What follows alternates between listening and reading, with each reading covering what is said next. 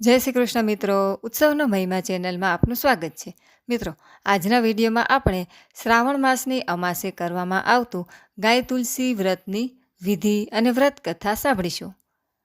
શ્રાવણ માસની અમાસે આ વ્રત કરવું. એ વખતે વ્રત કરનારે સવારે વહેલા ઉઠી નાહી ધોઈ સર્વપ્રથમ ગાય તુલસીનું પૂજન કરવું. ત્યારબાદ કથા વાંચવી કે સાંભળવી, એકટાણું કરવું. એમાં લીલા શાકભાજી કે અનાજ ન ખાવા તથા લીલા રંગના કપડાં પણ ન પહેરવા.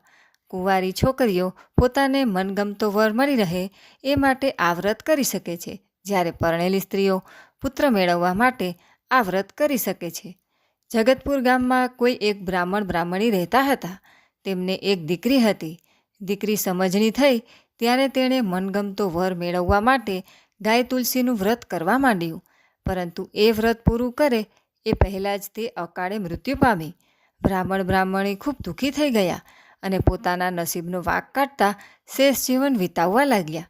એ મૃત બ્રાહ્મણ કન્યાએ થોડા વખતમાં એક કોળી કુટુંબમાં જન્મ લીધો. ત્યાં તેનું નામ ચંદા પાડવામાં આવ્યું. સૌ કોઈ તેને ચંદાના નામે ઓળખવા લાગ્યા.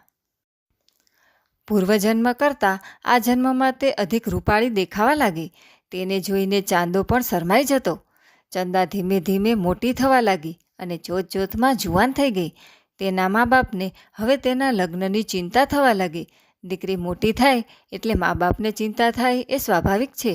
એક વખત રાજાનો કુંવર શિકાર ખેલતા ખેલતા ચંદાની ઝૂંપડી પાસે આવી ચડ્યો. તેણે ચંદાને ત્યાં ઊભેલી જોઈ. તે ચંદાના રૂપથી અંજાઈ ગયો અને તેના પર મોહી પડ્યો.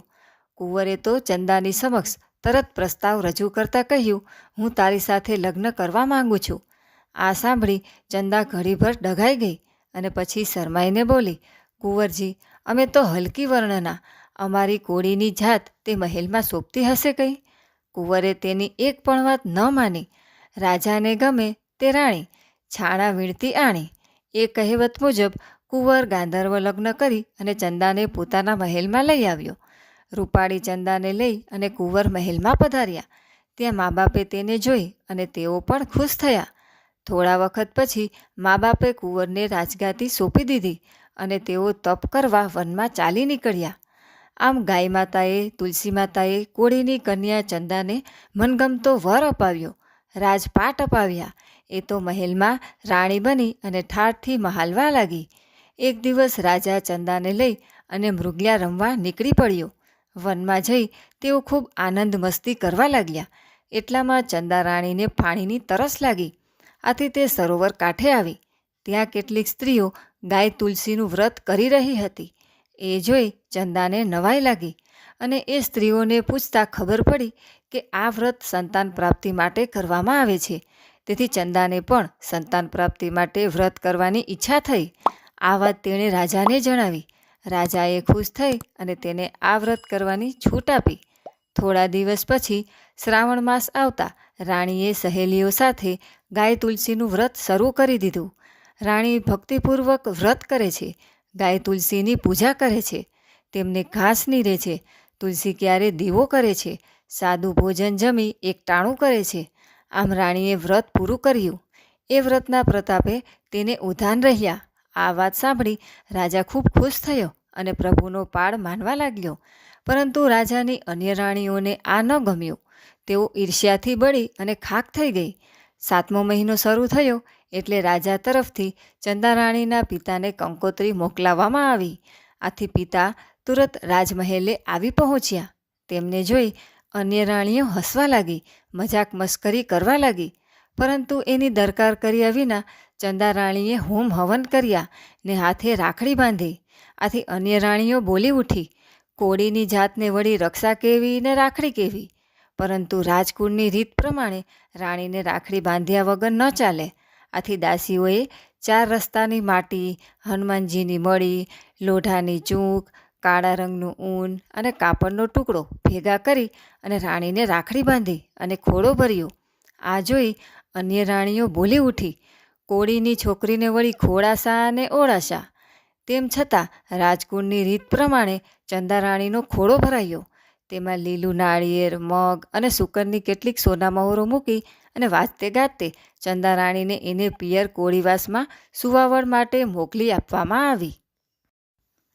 પૂરા 9 માસે ચંદારાણીએ પુત્ર રત્નને જન્મ આપ્યો. તેની વધાઈ રૂપે રાજાને ફૂલનો દડો મોકલાવ્યો. એ જોઈ રાજા ઘણો ખુશ થયો અને અન્ય રાણીઓ તો બળીને ખાખ થઈ ગઈ, કારણ એમાંની એકેય રાણીએ દીકરો કે દીકરી કશું જ જણ્યા ન હતા. એ બધી વાંજણીઓ હતી. પૂરા સમયે ચંદા પોતાના ચાંદ જેવા પુત્રને લઈ અને મહેલમાં આવી.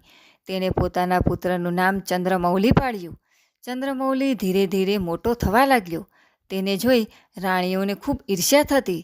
આથી તેમણે બધાએ ભેગા મળીને રાજકુંવર ચંદ્રમૌલીને મારી નાખવા એક કાવતરું ઘડી કાઢ્યું.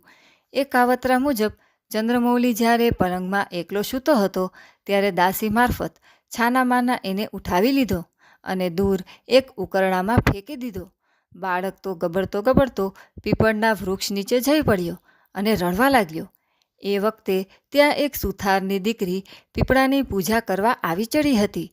તેણે બાળકના રડવાનો અવાજ સાંભળ્યો.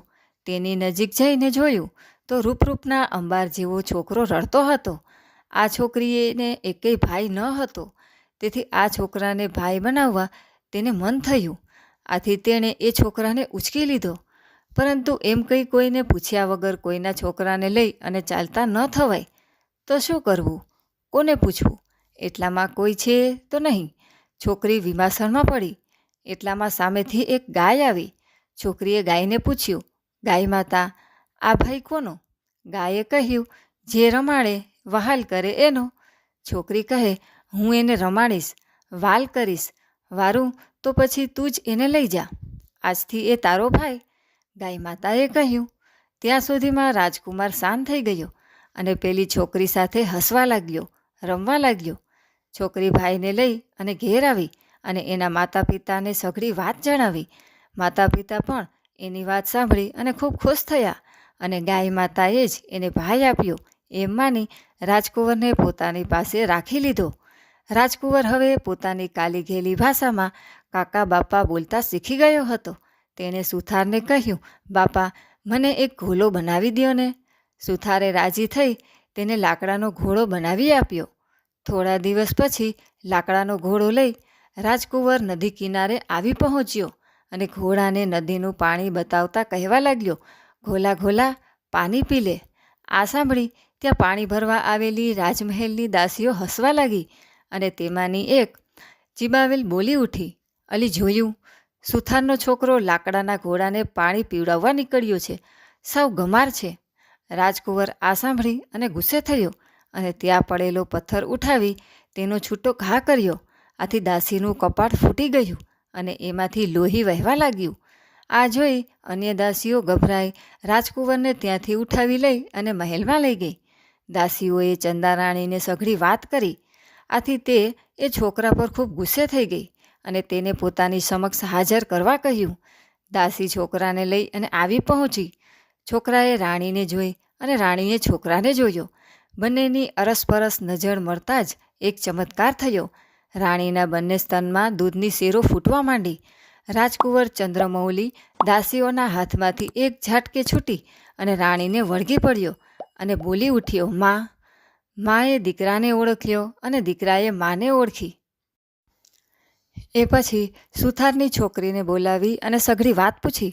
ત્યારે જાણવા મળ્યું કે ઈર્ષ્યાળુ રાણીઓએ કુંવરને ઉકરડે ફેંકી દીધો હતો. આથી રાજા તેમના પર ખૂબ ગુસ્સે થઈ ગયો અને તેમને દેહાંત દંડની સજા આપવા તૈયાર થયો. પરંતુ ચંદારાણીની વિનવણીથી રાજાએ સૌને માફી આપી. રાણીઓ ચંદારાણીની ઉદારતા જોઈ અને પીગળી ગઈ અને માફી માંગવા લાગી. ચંદારાણીએ સૌને ગાય તુલસીનું વ્રત કરવા કહ્યું અને એ સી રીતે થાય એ પણ જણાવ્યું. ત્યાર પછી રાણીઓએ વ્રત કરવા લાગી. રાજકુંવર ચંદ્રમૌલીએ ઉંમરલાયક થતાં પિતાની ગાદી સંભાળી લીધી અને ઘણા વર્ષો સુધી ખાધું પીધું અને રાજ કર્યું. હે ગાય તુલસી માતા, જેમ તમે ચંદારાણીને ફળ્યા તેમ તમારું વ્રત કરનાર સૌ કોઈને ફળો એ જ પ્રાર્થના. જય ગાય માતા, જય તુલસી માતા. તો મિત્રો, આજના વિડીયોમાં આપણે ગાય તુલસી વ્રતની વિધિ તથા વ્રત કથા સાંભળી. વિડીયો પસંદ આવે તો લાઇક, શેર તથા અમારી ચેનલ જો તમે પહેલીવાર જોઈ રહ્યા હોય તો સબસ્ક્રાઈબ કરવાનું ભૂલશો નહીં. સર્વે ભક્તોને મારા જય શ્રી કૃષ્ણ.